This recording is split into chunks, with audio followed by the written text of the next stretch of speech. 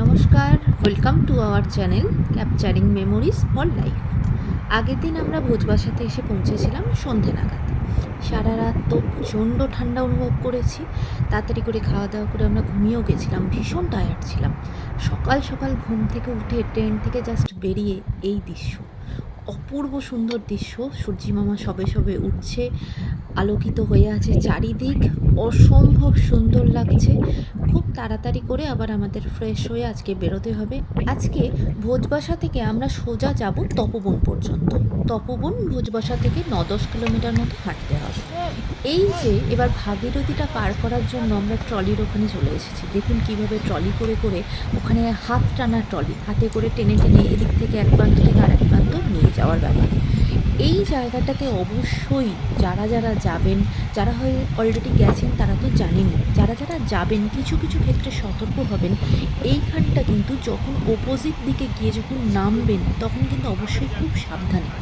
এখানে কিন্তু ওই ফট করে একজন নেমে গেলেন, আরেকজন হয়তো হুড়মুড়িয়ে নামতে গেলেন, এতে কিন্তু খুব বিপদ হতে পারে। এই ফেজটাতে কিন্তু খুব সাবধানে ধীরে সুস্থে নামবেন। একটু সকাল সকাল গিয়ে লাইন দেবেন, কারণ অনেক সময়তে অনেক মানুষ একসাথে যাওয়ার জন্য একটু ভিড় হয়ে যায়। একটু অপেক্ষা করার পর আমাদেরও সময় আসলো এবং আমরাও ট্রলি করে একদিক থেকে আরেকটা দিকে পার হলাম। একটা জিনিস মাথায় রাখবেন, অনেকে কিন্তু দেখেছি তপবনে গিয়ে থাকেন না।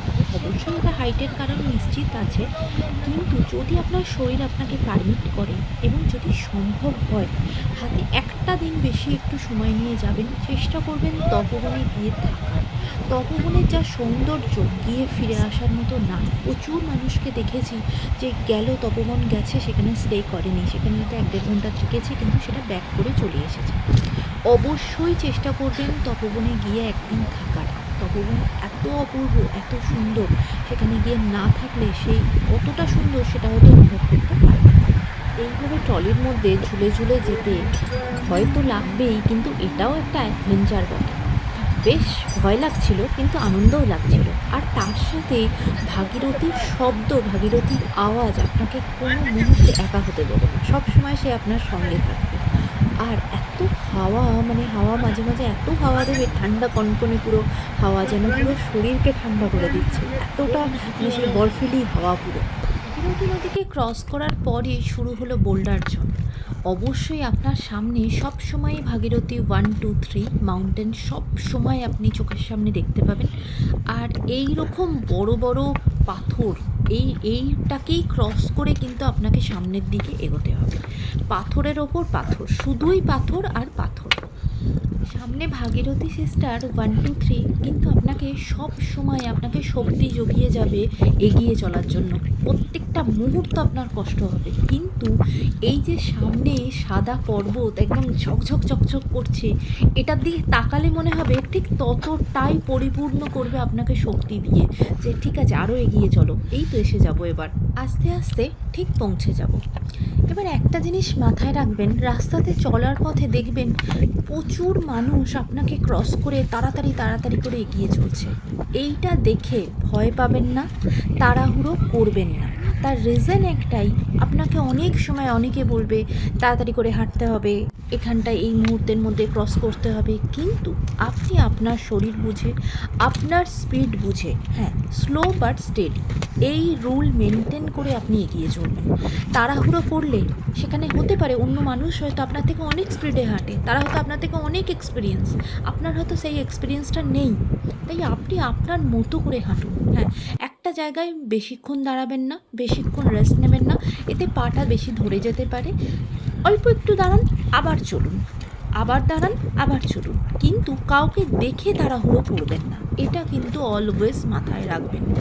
যেমন আমার সাথেই হয়েছিল, অনেকে ভেবেছিল যে আমি হয়তো গিয়ে পৌঁছাতে পারবো না, এরকমও আমি সামনে টিম পেয়েছিলাম যারা হয়তো ভেবেই ছিল যে আমি কিন্তু তপবন গিয়ে পৌঁছাতে পারবো না, এতটা বোল্ডার জোন, সেখানে কিন্তু আমি পেরেছি।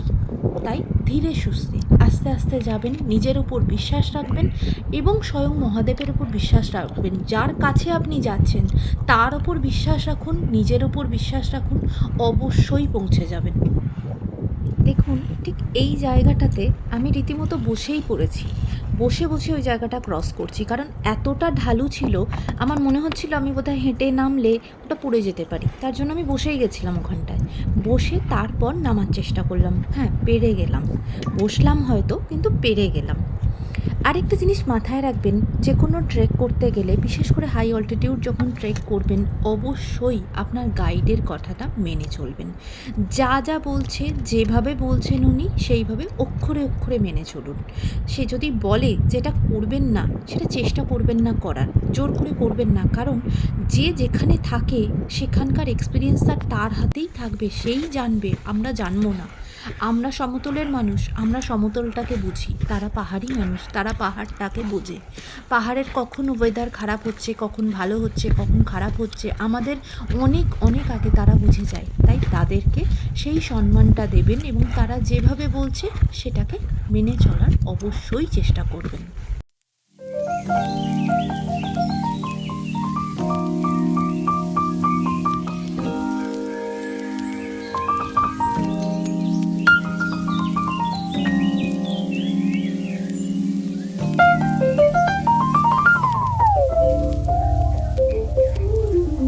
অনেকটা বোল্ডার জোন পেরোনোর পর ঠিক এইরকম জায়গাটা আপনারা পাবেন, যেখানটা মনে হবে যেন অনেকটা প্লেন ল্যান্ড, পুরো একদম প্লেন হেঁটে যাবেন।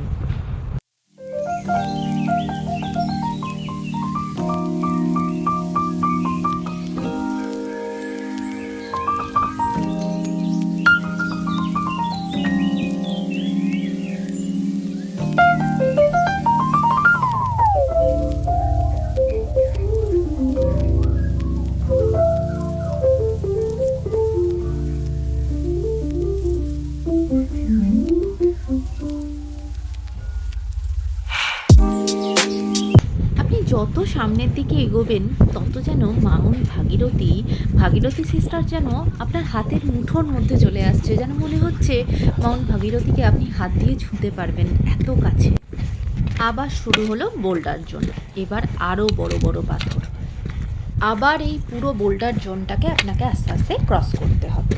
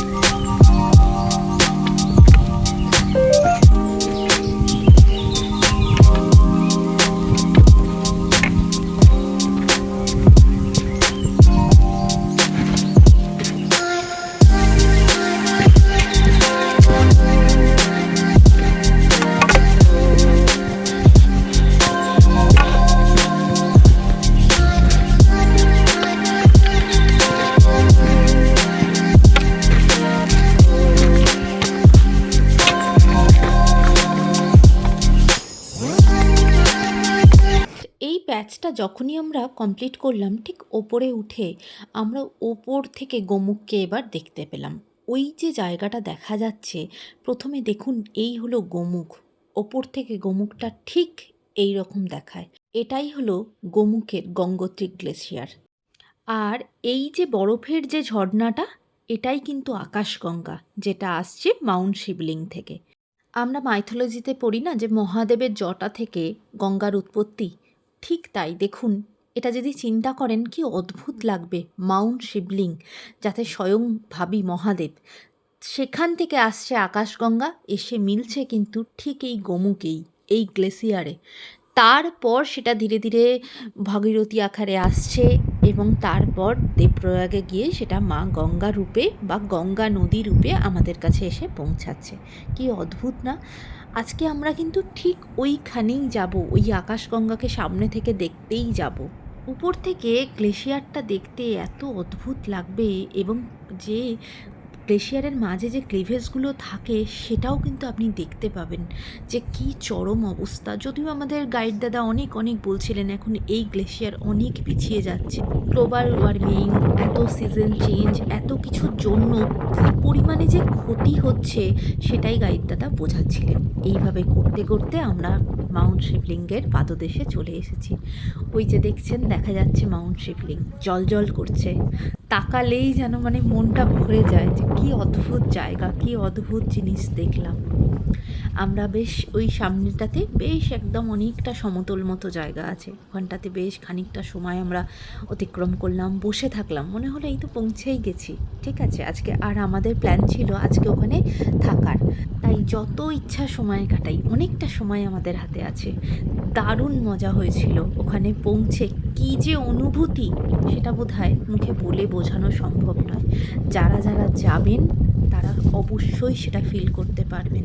আমরা নিজেকে অনেক লাকি মনে করি যে এত সুন্দরভাবে আমরা মাউন্ট শিবলিংকে চোখের সামনে দেখেছিলাম। এত পরিষ্কার ওয়েদার, এত ঝকঝক চকচকে করছে, এই রকমভাবে আমরা মাউন্ট শিবলিংকে একদম চোখের সামনে আমরা দেখেছিলাম। সত্যিই আমরা অনেক লাকি। মহাদেবের এই রূপ দেখে, মহাদেবের এই সৌন্দর্য দেখে সত্যিই তাকে সামনে থেকে দেখার যে কী অনুভূতি, বোধহয় আমরা সেটা ফিল করেছিলাম সেদিন।